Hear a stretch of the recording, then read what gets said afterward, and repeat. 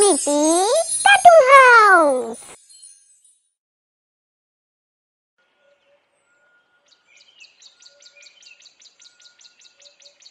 গ্রামের এক সহজ সরল মেয়ে অরুণিমা তার মা আর বাবার সাথে একটা ছোট্ট গ্রামে থাকতো। ছোটবেলাতেই দুরারোগ্য কোনো এক রোগে মারা যান অরুণিমার মা। অরুণিমার দেখাশোনা করার জন্যই তার বাবা দ্বিতীয়বার বিবাহ করেন। প্রথম প্রথম তার সৎ মা তাকে ভালোই বাসতেন, কিন্তু দিন কাটার সাথে সাথে অরুণিমা তার সৎ মায়ের বিতৃষ্ণার কারণ হয়ে দাঁড়ালো। স্বভাবতই বাড়ির সমস্ত কাজ তাকে দিয়েই করাতো তার সৎ মা।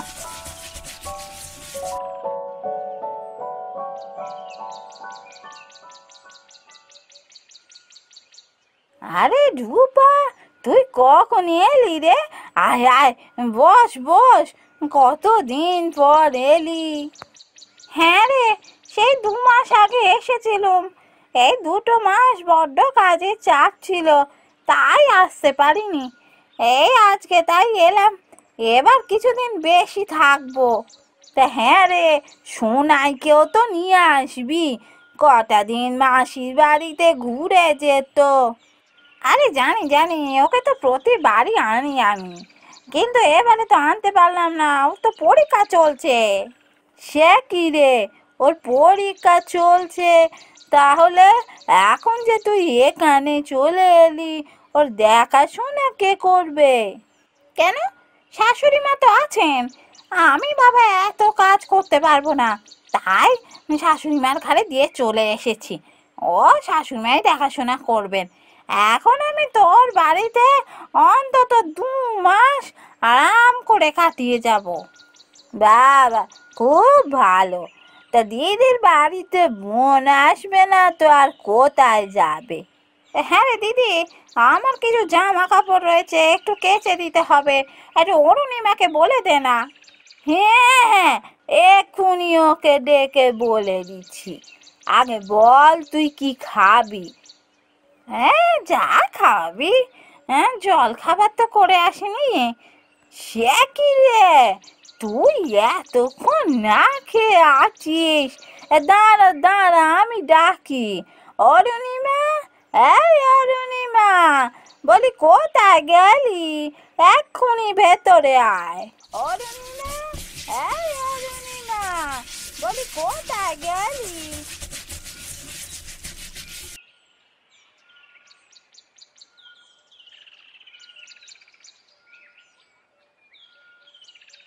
বলো, কি বলবে? আমাকে ডাকছিলে? হ্যাঁ, দেখেছিলুম। আর শোন, দেখছিসই তো আমার বোন এসেছে। যা, এখনই গিয়ে লুচি তরকারি আর একটু ফিশ ফ্রাই ভেজে নিয়ে আয় দেখি। আচ্ছা, আমি আসছি।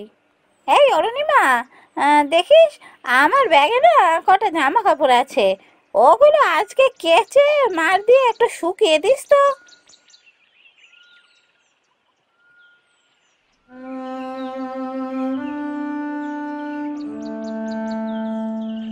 ব্যাস হয়ে গেল। ভাবলাম বাসনগুলো ধুয়ে নিয়ে মাকে খাবারটা দিয়ে নিয়েই আমি খেতে বসবো। এখন লুচি, আলুর দম, ফিশ ফ্রাই এইসব করতে বসো, তারপর আবার অত কাঁচা, কখন যে খাবো জানি না। এই করতে করতে অর্ধেক দিন আমার খাওয়ারই সময় হয় না।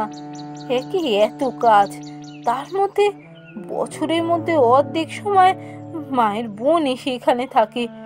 আমি আর পারি না, এত কাজ আমি একা কি করে সামলাবো?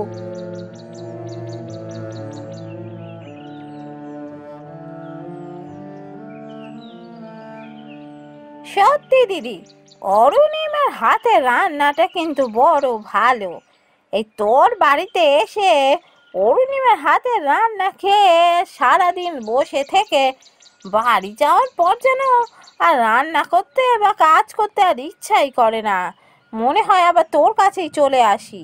তা বেশ তো, আসবি। দিদির কাছে এসে থাকবি না তো আর কোথায় যাবি? হ্যাঁ রে দিদি, অরুণিমাকে কাশতে শুনছি না তো। আরে এখনো যদি না কাচে আর কখন কাচবে বলতো? এরপর মাঠ দেবে, শুকোবে, রোদ পড়ে গেলে হবে বলতো? তাই তো দাঁড়া আমি ডাকি ওকে। অরুণিমা, এই অরুণিমা, তাড়াতাড়ি আয় এদিকে। অরুণিমা, এই অরুণিমা, এই অরুণিমা।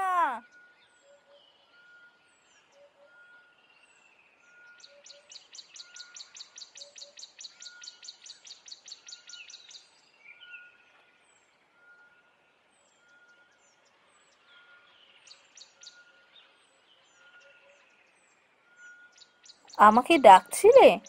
হ্যাঁ আমি ডাকছি।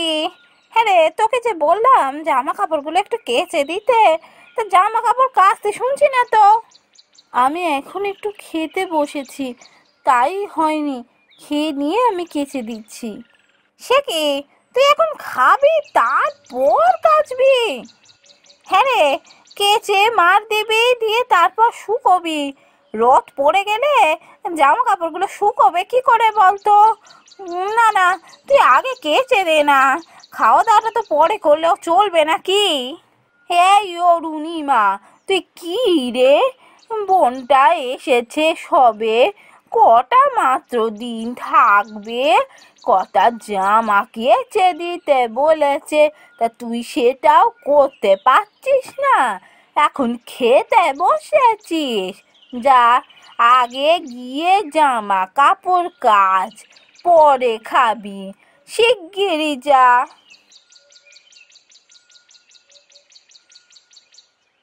আমাকে এখন এত জামা কাপড় কাচতে হবে? তার মানে আজও আমার খাওয়া হবে না। আর ভালো লাগে না, দিনের পর দিন একবেলা খেয়ে কাটছে। আমি আর পারছি না। দূর, এই বাড়ি ছেড়ে আমি বেরিয়ে যাব। যেদিকে দু চোখ যায় সেদিকে যাব। এমনিতেও এই বাড়িতে থাকলে খেতে পাই না, বাইরে গিয়েও না হয় ভিক্ষা করে খাবো।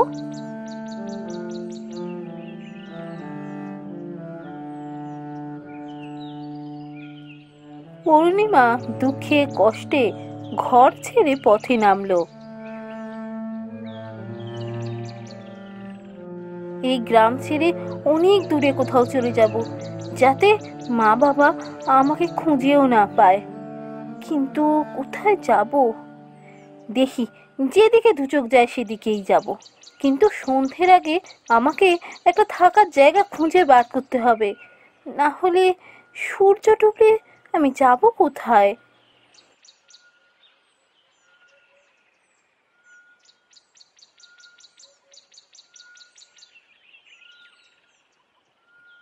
দূরে দেখছি একজন সাধু বাবা ধ্যান করছেন। যাই, ওনার কাছে গিয়ে আমি বসি।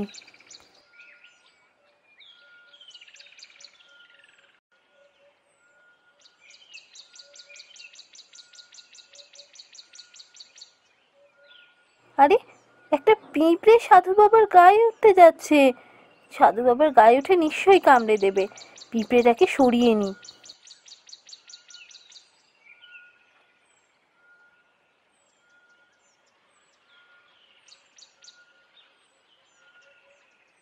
সৎমার অত্যাচারে বাড়ি ছেড়ে চলে এসেছিস?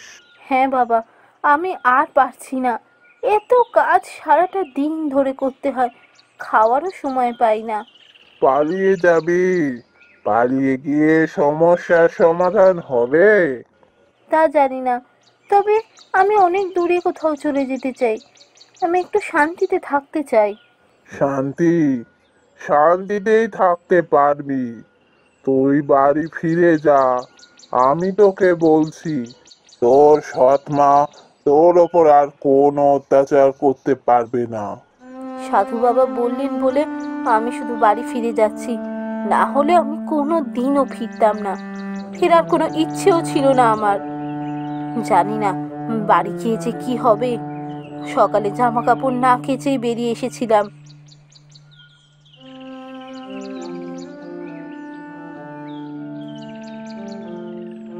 এই যে মহারানীর এখন আসার সময় হলো।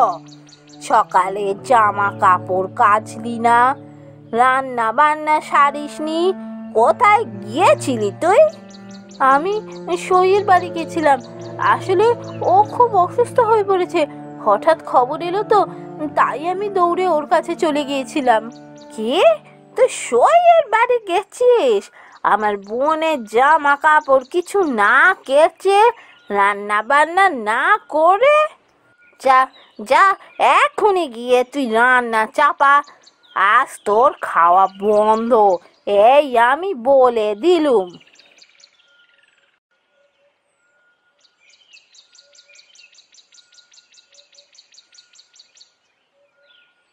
কেন যে সাধু বাবা আমাকে বাড়িতে পাঠালো জানি না। এখন এটা ওটা সেটা রান্না করতে হবে আমাকে, রাতে আমাকে খেতেও দেবে না কিচ্ছু, সারাটা দিন কিচ্ছু খাইনি। এমন সময় অরুণিমা লক্ষ্য করলো যে রান্না নিজের মতো হতে শুরু করে দিয়েছে। এ কি, রান্না হঠাৎ করে নিজের মতো হতে শুরু করে দিল কি করে? তাহলে কি সাধু বাবা আমাকে এই জন্য বাড়ি পাঠিয়েছে? সাধু বাবার জন্যই নিশ্চয়ই এটা হচ্ছে। যাক, এবারে আর আমাকে এত কাজ করতে হবে না।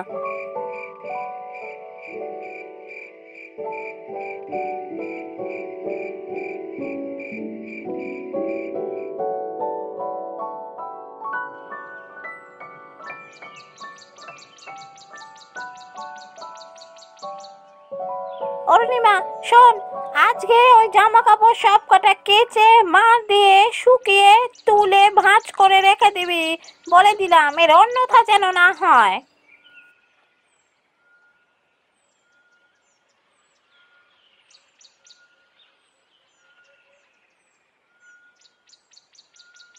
এই বলে এসেছিস তো অরুণিমাকে যেন আজ সব কাজ ঠিকঠাক করে দেয়? হ্যাঁ, বলে এসেছি যেন সব কটা কাজ ঠিক করে করে। কি সাহস বল! কালকে হঠাৎ করে কেমন নিজে নিজে চলে গেল, আমাদের কিছু জানালোও না। তা যা বলেছিস, ওকে এত কষ্ট করেও সহ্য করে আছি এমনি নয়, বাড়ির কাজকর্মগুলো তো করছে, ও চলে গেলে তো আমাকে করতে হবে, নয়তো টাকা দিয়ে লোক রাখতে হবে, বিনা পয়সায় কেউ তো আর কাজ করে দেবে না।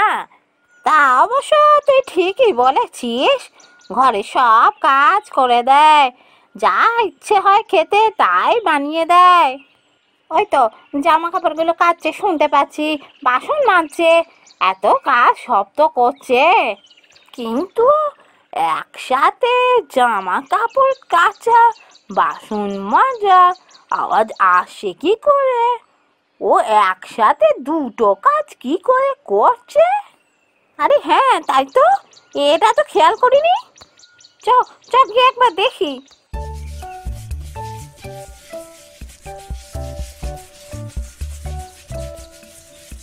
অরুণিমার সৎমা আর তার বোন বাইরে এসে দেখতে পেল যে অরুণিমা দাওয়ায় বসে আছে আর সমস্ত কাজ নিজের মতো হয়ে যাচ্ছে। একই রে দিদি, ও কি জাদু টাদু জানে নাকি? দেখ, ও বসে আছে আর কাজগুলো কেমন নিজের মতো হয়ে যাচ্ছে। তাই তো দেখছি রে, এমন তো কখনো দেখিনি।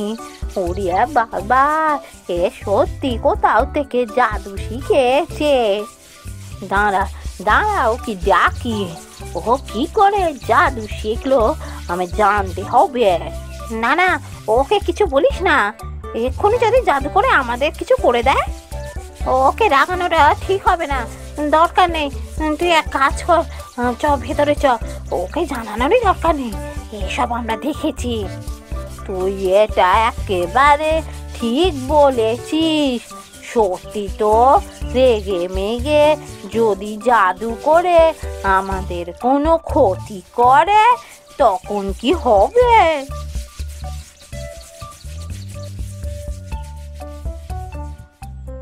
দেখ, আমি বলি কি, ওকে ডেকে আর কাজ টাজ করতে বারণ করে দে, ও গিয়ে বরং বিশ্রাম নিক, আমরা হাতে হাতে কাজগুলো সেরে ফেলি। ওরে বাবারে, আমার তো বড্ড ভয় করছে, খাবার দাবারও কি করবে আমি জানি না। তুই ঠিক বলেছিস, ও কাল নিশ্চয় কোথাও গিয়েছিল, সেখান থেকেই শিখেছে।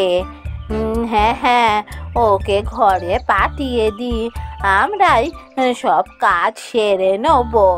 চ, ওকে বরং ডাকি।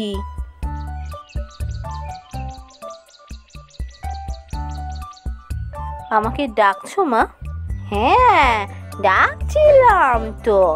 হ্যাঁ রে, তুই খেয়েছিস তো? না, এখনো খাওয়া হয়নি, কাজগুলো সেরে গিয়ে খাবো। সে কি, এত বেলা হয়ে গেল, তুই খাসনি? যা যা, তুই বরং খেয়ে নিয়ে ঘরে গিয়ে একটু বিশ্রাম নে। তোকে আর এত কাজ করতে হবে না, আমি আর বোন মিলে কাজগুলো সব সেরে নিচ্ছি।